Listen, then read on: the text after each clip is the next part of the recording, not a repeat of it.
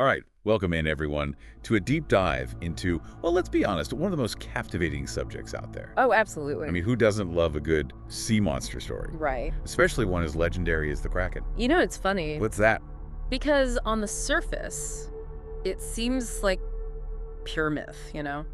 Giant tentacles, ships going down, the whole 9 yards. Yeah, exactly. But then you start digging a little deeper, like we did with the material you all sent in for this one. And it gets really interesting. It does, and a lot of you are clearly fascinated by this idea that maybe, just maybe, there's something more to the Kraken than just legend. A real creature. Right.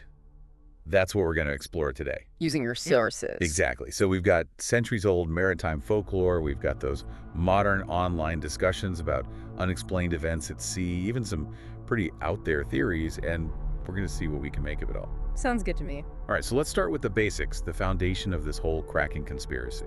Okay, so the core belief, the one thing that ties everything together, is that the Kraken is real. Not just a story. Not just something sailors made up to scare each other. A living, breathing, well, maybe not breathing, but you know what I mean. Right, a biological creature. A creature of immense size. Colossal. Like something out of a nightmare, really. Yeah, and not just any creature. We're talking about a cephalopod, Which means squid, or octopus. Got it. But something unlike anything we've ever seen. And where does this megacephalopod supposedly hang out? Well, that's where the deep ocean comes in. The abyss. Exact. The final frontier, right. Think about it. I am. It's pretty terrifying. A Mariana Trench, Oh, that's a name that sends chills down my spine. the deepest part of the ocean, largely unexplored, Dark, cold. mysterious, the perfect hiding place for a creature that wants to stay hidden.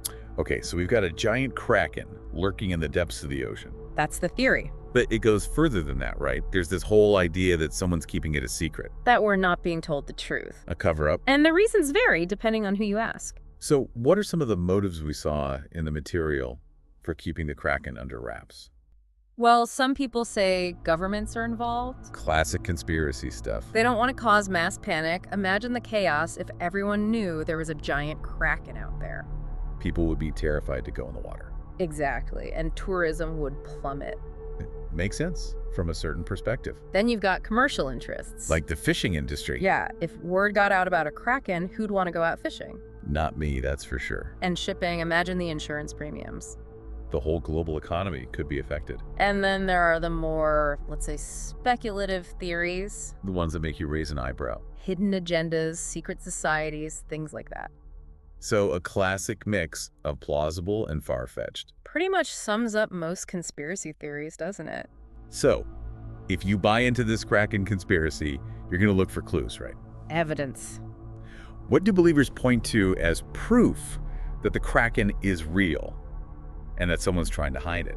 Unexplained disappearances at sea, Ships just vanishing, especially in deep, remote areas. where it's harder to investigate. Right, if a ship goes down and there's no obvious explanation, Storm, mechanical failure, human error, that sort of thing. then the Kraken becomes a convenient explanation. Makes sense, I guess, if you're already looking for the Kraken. Some of the older stories you sent in really play this up. Like those 18th century accounts of ships disappearing in calm seas. Exactly, no storms, no distress signals, just gone. Spooky stuff. And perfect fuel for the Kraken myth. But wouldn't there usually be some kind of debris? In most cases, yes. Like life rafts, pieces of the hull, personal belongings, something. But believers will often argue that the Kraken was so large and powerful that it consumed everything. No trace left behind. Right.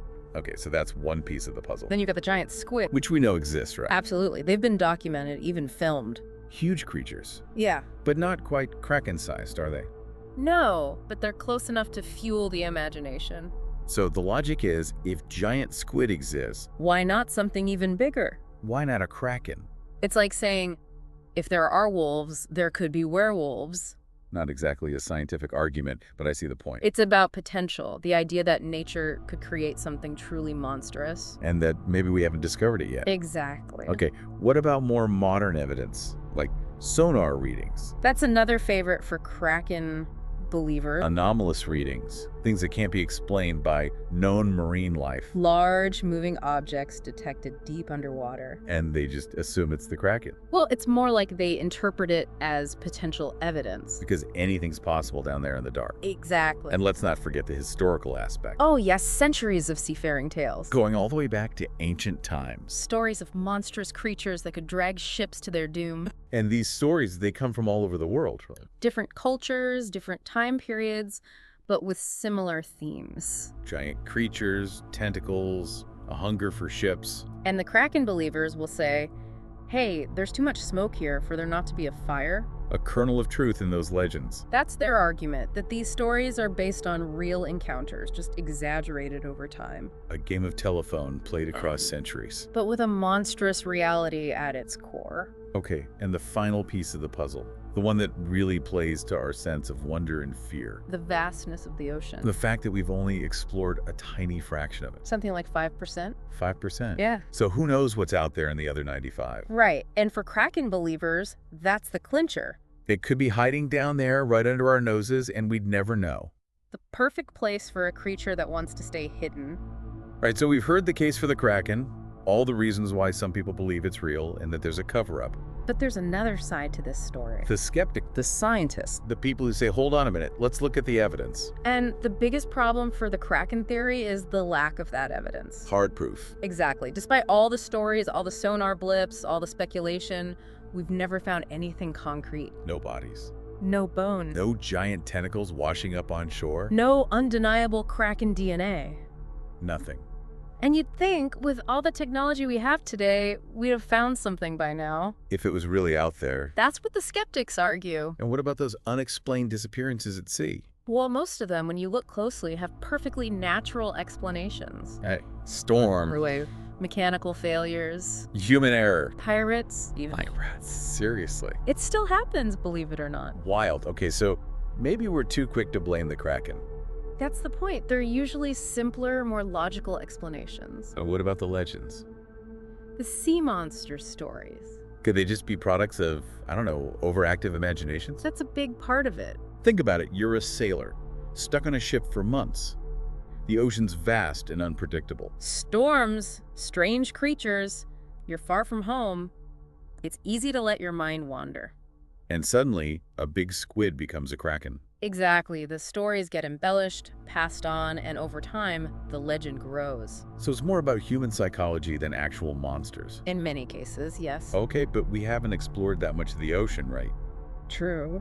So couldn't the Kraken still be hiding out there, somewhere we haven't looked yet? It's possible, but unlikely. Why is that? Because even though we haven't explored every inch of the ocean, We have pretty sophisticated technology. sonar, submersibles, underwater cameras. And we haven't found any evidence of the Kraken. Right, and you'd think something that big would leave some kind of trace. A footprint, so to speak. Exactly. Okay, and one more thing about the Kraken legend. What's that? It's not exactly consistent, is it? Good point. Different cultures have different versions of the story, Different sizes, different shapes, different abilities. which suggests it's more of a folkloric creature than a real one. Something that's evolved over time, taking on different characteristics in different cultures. Exactly. Okay, so if the evidence for the Kraken is weak, Mm-hmm. and there are more logical explanations for the things people attribute to it, Why are we still so fascinated by it?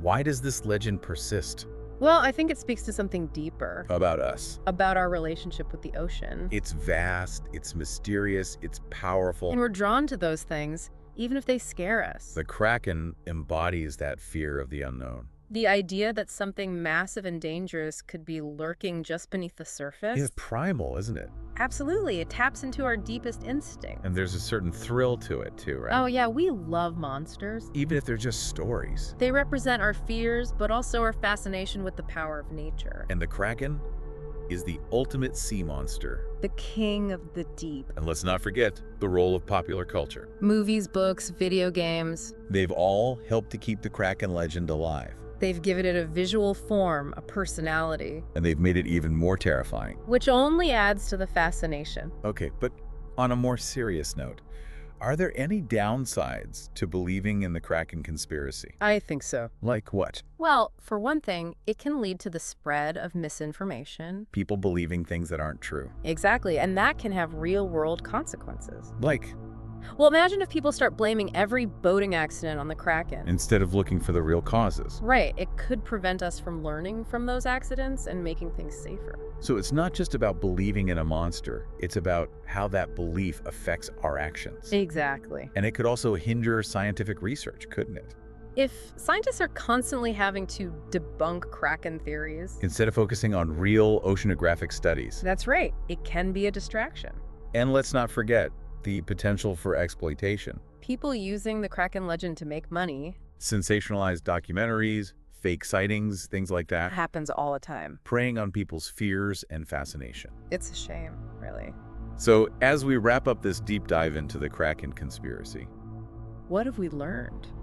well, for one thing, it's a fascinating example of how legends and folklore can persist. Even in the face of scientific evidence It speaks to our enduring fascination with the unknown, and our desire to find explanations for the things we don't understand, but it's also a reminder of the importance of critical thinking of not believing everything we hear. and of looking for evidence before jumping to conclusions. Good advice for any conspiracy theory, really. So here's a final thought for you, our listeners, to ponder.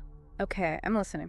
In a world where we've only explored a tiny fraction of the ocean, Where so much remains unknown. where do we draw the line between myth and reality? That's a good question. And what responsibility do we have to approach the unknown with both curiosity? And a healthy dose of skepticism, Because the ocean is full of wonders, both real and imagined. and it's up to us to decide which is which.